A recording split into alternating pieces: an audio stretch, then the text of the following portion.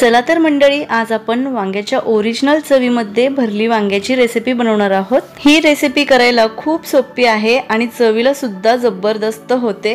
भरली वांगी तर बनवताय, पण चवीमध्ये जर फसत असेल तर एकदा या पद्धतीने नक्की ट्राय करा। त्यासोबत तुम्ही जर आपल्या या चॅनलवर नवीन असाल तर चॅनलला सबस्क्राइब करा, व्हिडिओ आवडला तर लाईक करा, शेअर करा आणि कमेंट सुद्धा करा। चला तर मग मंडळी, रेसिपीला सुरुवात करूया। तर मी इथे 250 ग्राम वांगी घेतलेली आहेत। शक्यतो वांगी घेताना नेहमी काटेरी आणि ताजी घ्यावीत, म्हणजे ती चवीला लागतात। खूप शिळी किंवा सुकलेली वांगी चवीमध्ये फसतात, त्यामुळे ताजी वांगी वापरायची। आता या वांग्यांना 2 कट देऊन त्याचे 4 भाग करायचे। यात किडे अळी असतील तर ते चेक करायचे आणि लागलीच वांगी पाण्यात घालायची, म्हणजे वांगी काळी पडणार नाहीत। सगळी वांगी आपली कट करून झाली आहेत। आता यात मी 1 टेबलस्पून इतकं मीठ घालत आहे। जसं आपण कारल्याचा कडवटपणा घालवण्यासाठी मिठाचा वापर करतो, त्याचप्रमाणे वांग्याला सुद्धा तुरटपणा असतो, हलकासा कडवटपणा असतो, तो निघून जातो आणि वांगी आपली टेस्टी होतात। तर नक्की ही ट्रिक तुम्ही वापरून बघा। आता आपल्याला वांग्यात भरण्यासाठी मसाला तयार करून घ्यायचा आहे, तोपर्यंत वांगी मिठाच्या पाण्यातच भिजत ठेवायची। आता मसाला बनवण्यासाठी शेंगदाणे आपल्याला छान खरपूस भाजून घ्यायचे आहेत आणि भाजलेले शेंगदाणे थंड झाले की त्याचं आपण वाटण तयार करणार आहोत। आता वाटण बनवण्यासाठी मी इथे 7 ते 8 लसणाच्या पाकळ्या घेतलेल्या आहेत, त्याचबरोबर 1-1.5 इंचाचं आलं, साधारण पाव कपला थोडंसं कमी मी इथे सुकं खोबरं घेतलेलं आहे, पाव कप भाजलेले शेंगदाणे, तिखटानुसार लाल मिरची पावडर घेतली आहे, मूठभर कोथिंबीर, चवीनुसार मीठ आणि थोडंसं पाणी घालून याचं वाटण तयार करून घ्यायचं आहे। आणि वाटण आपल्याला जाडसर वाटून घ्यायचं आहे, खूप बारीक पेस्ट तयार नाही करायची। तुम्ही बघू शकता या पद्धतीने आपल्याला वाटण तयार करून घ्यायचं आहे। आता मिठाचं पाणी चेंज करून पुन्हा एकदा मी वांगी स्वच्छ धुवून घेतली आहेत। आता सगळ्या वांग्यांमध्ये आपल्याला चिमूटभर मीठ घालायचं आहे। याने होतं काय, मीठ वांग्यात व्यवस्थित मुरतं, त्यामुळे वांगे खाताना मस्त टेस्टी लागतात। सगळ्या वांग्यात मीठ भरून झालं की वाटण आता एका भांड्यात काढून घ्यायचं।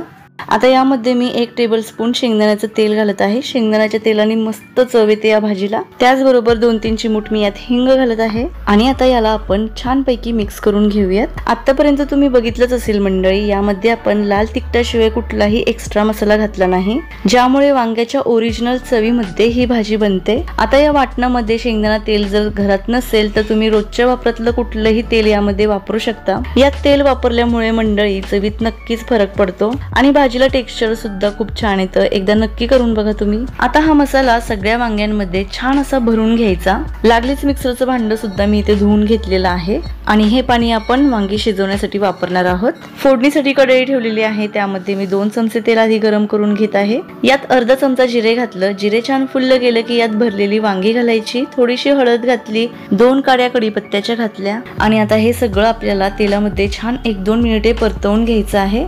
वांगी परतून झाली की यामध्ये वाटणाचं पाणी घालायचं। आधी आपल्याला थोड्याशा पाण्यातच वांगी शिजवून घ्यायची आहेत, म्हणजे यातला मसाल्यांचा कच्चेपणा निघून जातो, मसाल्याला छान तेल सुटतं, सोबत वांगी सुद्धा लवकर शिजतात। मसाल्यांचा कच्चेपणा निघून गेल्यामुळे वांग्याची ओरिजिनल चव भाजीत छान उतरते, त्यामुळे या पद्धतीने बनवलेली रेसिपी आणि याची चव फेल जात नाही।